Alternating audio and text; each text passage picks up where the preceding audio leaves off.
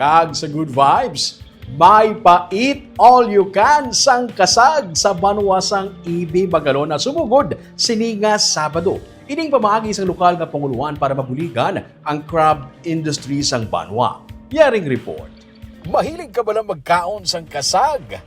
Daw malaway-laway ka na, magtulok pa lang ay. Kung blue crabs pagid sang Ibi Magalona, makapang hindi kaayan. What if kun eat all you can? What if kun sa 300 pesos mo maka-eat all you can ka na sang kasag? Ini ang inanunsyo ni Mayor Matt Malacon sang Ibi Magalona. Ini ang Sabado Nights. Kung sa tuan ay inom-inom kag kananay lang ang Sabado Nights, subong with a twist na. Suno kay Vice Mayor Marvin Malacon, maplastar sila sa mga kalanaan sa may plaza mismo sang Banwa. Sa 300 pesos mo, 1 tutak-an ka na sang kananay sa kasag until supplies last. 300 pesos per head.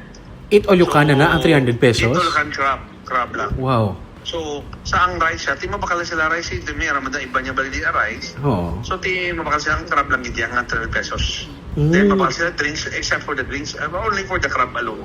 Ini ang ila pamaagi para mabuligan ang crab industry. Ilabi na karon nga tuman kanubo sa presyo sa kasag bangod sa pagban sang US sa mga kasag gikan sa Pilipinas. So, nakita namon ang presyo sa crab, nag-drop it from 120 up to 180.